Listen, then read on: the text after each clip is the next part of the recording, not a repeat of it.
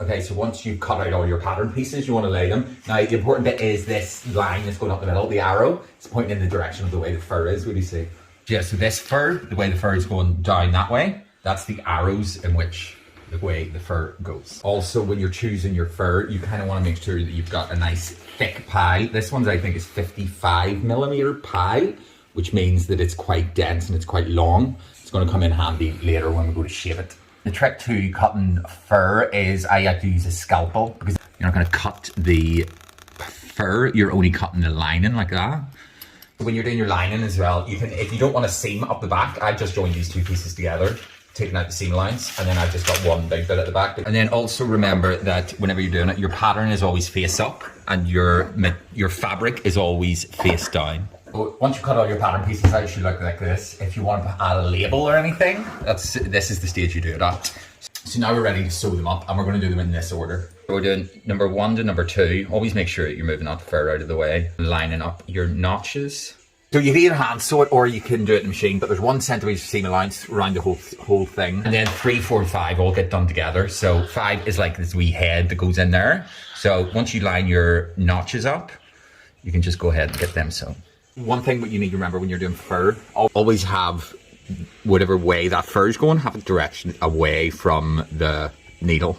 It'll make it easier to sew. I'm going to do it in one section until my thing, stop, then do the other one. So you keep it tight so that everything stays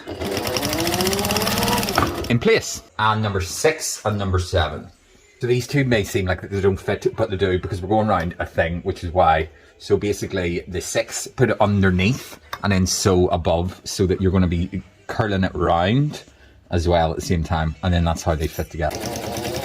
So all your pattern pieces should be cut out and look like this. So now we're going to sew these ones to these ones, these ones to these ones. So to get rid of all those seams, I use like a tangle teaser. I just go in and get rid of all those, because there's always wee bits of fur in there. Right, now time to put the eyes on. So you can do whatever eyes you want. These ones are just little domed buttons that we covered in some rhinestones. And then we're just going to hand sew those onto here. So I forgot to show you what to do with the strap. So first of all, fold it in half. Sew up here with a 1 centimetre seam allowance. Now we're going to flip it inside out.